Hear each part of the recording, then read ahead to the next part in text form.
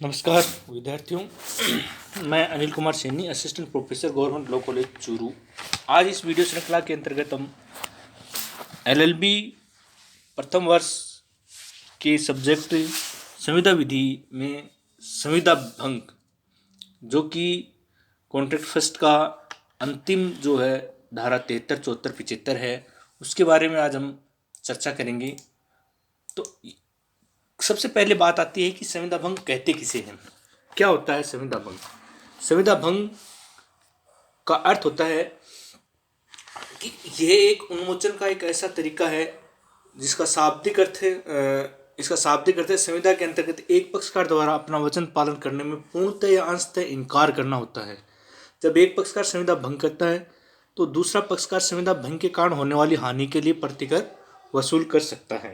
यानी कि संविदा भंग का अर्थ होता है कि जब एक पक्षकार द्वारा दूसरे पक्षकार वचन पालन करने में पूर्णतः या अंशतः इनकार कर देता है। तो एक पक्षकार जब संविदा पालन के लिए पूर्णतः या अंशतः इनकार कर देता है, तो जब पक्षकार भंग करता है संविदा, तो एक पक्षकार जब भंग करता है संविदा, तो दूसरा पक्षकार उस संविदा भंग के कारण होने वाली हानि के लिए प्रतिकर प्राप्त करने का हकदार हो जाता है। तो ये क्या है? ये एक तरह से संविदा भंग होती है। तो प्रतिकर वसूल करने के अधिकार के मूल्यांकन के लिए निम्नलिखित दो आधार हैं, जिन आधारों पर पक्षकार है वो अपने प्रतिकर को वसूल कर सकता है। पहला है अपरिनिर्धारित नुकसानी और दूसरा है परिनिर्धारित नुकसानी, या जिसे अपन स्वास्थ्य भी बोल सकते हैं। तो सबसे पहले अपन करते हैं बात अपरिनिर्धारित नुकसानी के लिए। अपरिनिर्धारित नुकसानी का मतलब होता है कि जब कोई संविदा भंग कर दी गई है तो वह पक्षकार जिसने भंग से क्षति उठाई है उस पक्षकार से जिसने संविदा भंग की है ऐसी हानि या नुकसानी के लिए प्रतिकर पाने का हकदार होता है। यानी जब एक पक्षकार संविदा भंग करता है तो दूसरा पक्षकार संविदा भंग के कारण होने वाली हानि के लिए प्रतिकर वसूल कर सकता है। पक्षकारों ने संविदा भंग के लिए किसी राशि का नुकसान आपस में तय नहीं किया है तो इसे अपरिनिर्धारित क्षति या नुकसानी कहते हैं। यानी कि एक पक्षकार द्वारा जब संविदा का पालन नहीं किया जाता है या नुकसान कारित कर दिया जाता है, तो ऐसी स्थिति में दूसरा पक्षकार उससे प्रतिकर प्राप्त कर सकता है। यदि कोई नुकसानी निर्धारित नहीं होती कि अगर ये संविदा का पालन नहीं किया गया तो इतना नुकसान उसको भुगतना पड़ेगा, तो ऐसी स्थिति में जो नुकसानी होगी वो अपरिनिर्धारित नुकसानी कहलाती है। इसमें जो प्रमुख वाद है वो है हेडले बनाम वैक्सनडेल का जो वाद है, उसमें बताया गया है कि किस प्रकार से अपरिनिर्धारित नुकसानी के आधार पर एक पक्षकार है दूसरे पक्षकार से जो नुकसानी है उसके लिए प्रतिकर प्राप्त करता है।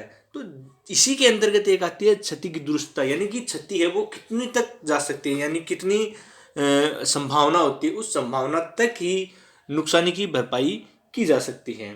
जैसे इसमें एक वाद है मद्रास रेलवे कंपनी बनाम गोविंद राम का वाद है। इस वाद में वादी ने अपनी जो सिलाई मशीन है वो कुछ कपड़े काटे प्रतिवादी की रेलवे कंपनी को मेले में एक स्थान पर पहुंचाने के लिए दी, लेकिन मेले में पहुंचाने से पहले ही मेला है वो खत्म हो जाता। तो ऐसी स्थिति में जिस उद्देश्य के लिए उसे सामान पहुंचाने के लिए दी गई थी, तो वहां पर वह कितना नुकसान की भरपाई कर सकता है, यानी कितना उसके नुकसान हुआ है, वह क्षति की दुरुस्तता बताती है कि इसमें इतने नुकसान के लिए उसे भरपाई करनी पड़ेगी। अगला जो इसका जो नुकसानी का निर्धारण होता है वो है परिनिर्धारित नुकसानी, या जिसे अपन शास्ति भी कहते हैं।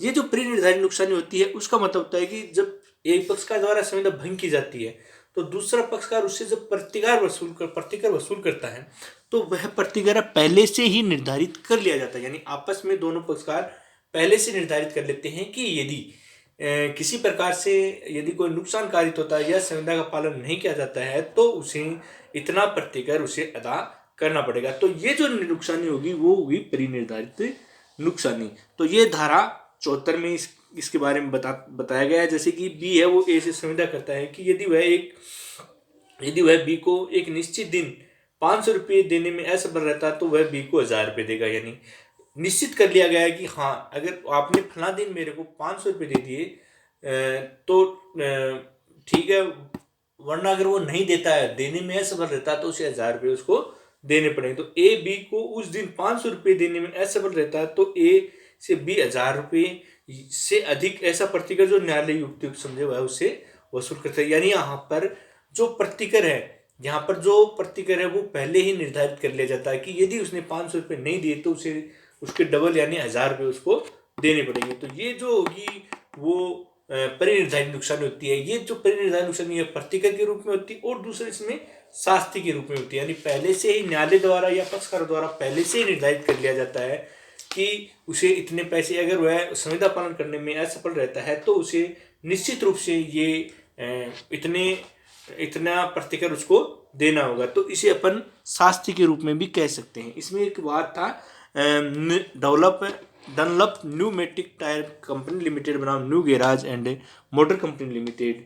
तो इस बात में न्यायालय ने ये निर्धारित किया था कि पक्षकारों द्वारा प्रयुक्त शब्दावली निर्णायक नहीं होती है। यानी पक्षकार ये निर्धारित नहीं कर सकते कि इतना उसे प्रतिकर देना होगा। शास्ति व परिनिर्धारित क्षति का आकलन संविदा की शर्तों एवं परिस्थितियों पर निर्भर करेगा। दूसरी बात है कि परिनिर्धारित नुकसानी क्या है या शास्ति है, यानी कि जो उन्होंने प्रतिकर मांगा है वो परिनिर्धारित नुकसानी है या शास्ति है, यह परिस्थितियों पर निर्भर करेगा, नहीं कि स्वयं पक्षकार इसको निर्धारित कर सकते हैं। शास्ति का सार पक्षकार को भयभीत करना है, जबकि क्षति का सार है नुकसानी की भरपाई करना। यानी शास्ति से है पक्षकार है वो भयभीत होता है, जबकि नुकसानी उस संविदा के पालन करने में जो नुकसान हुआ है उसका एक तरह से प्रतिकर होता है। तो इस प्रकार से ये Dunlop pneumatic tyre company limited बनाम new motor garage and motor company limited के अंतर्गत इस वाद में ये बताया गया है कि पक्षकार है जो निश्चित करते हैं वो पर्याप्त नहीं है, यानी निर्धारित नहीं है। क्षति जो नुकसानी दी गई वह शास्ति के रूप में है या परिनिर्धारित नुकसानी के रूप में, यह भी जो भी संविदा की जो शर्तें हैं या जो परिस्थितियां हैं उन पर निर्भर करता है। अब आती है बात कि संविदा को अधिकारपूर्वक विखंडित करने पर प्रतिकर, यानी कि जो जैसे पहला जो अपन ने धारा 73 और 74 में ये बताया कि अपरिनिर्धारित नुकसानी क्या होती है और 74 में बताया था परिनिर्धारित नुकसानी क्या होती है। वहाँ पर क्या है कि जो पीड़ित पक्षकार है वह ही केवल नुकसान की भरपाई करने के लिए प्रतिकर की मांग कर सकता है, लेकिन ये जो धारा 75 है ये बताती है कि यहाँ पर दोषी पक्षकार है ना वो भी संविदा पालन के लिए किए गए कुछ कार्यों के लिए क्वांटम मेरिट के बाद दायर कर पारिश्रमिक की मांग कर। जहाँ पर पीड़ित पक्षकार दोषी पक्षकार से संविदा भंग के लिए प्रतिकर की मांग कर सकता है, वहीं दोषी पक्षकार भी संविदा पालन के लिए किए गए कुछ कार्यों के लिए क्वांटम मेरिटम का बाद दायर पारिश्रमिक की मांग कर सकता है। इसमें यानी कि जो जितना काम किया गया है, जैसे मान लो कि जितना काम कर लिया गया है चाहे वो 1/4 हो या 1/2, तो जितना काम किया गया है उस काम के लिए वह दोषी पक्षकार है उसके लिए क्वांटम मेरिट के आधार पर, यानी जितना काम उतने दाम के आधार पर वह उससे मांग कर सकता है कि इतना उसको देना, जितना काम किया है उतना उसको पैसा देना पड़ेगा। तो इसमें वाद है आपका राजस्थान राज्य बनाम मोतीराम का वाद है। इस वाद में ये कहा गया है कि जो व्यक्ति दोषी होता है, यानी जिसने जितना काम किया है उसने उतना उसको पैसा देना पड़ेगा। यानी इस वाद में प्रतिवादी ने क्वांटम मेरिट के आधार पर प्रतिकर का दावा किया क्योंकि उसने संविदा के अतिरिक्त भी कोई कार्य किया था। राजस्थान उच्च न्यायालय ने कहा कि अतिरिक्त कार्य करने से संविदा समाप्त नहीं होगी। इससे यह स्पष्ट होता है कि क्वांटम मेरिटम के अंतर्गत प्रतिकर की मांग तब तक की जा सकती है जब तक कि संविदा समाप्त न हो जाए।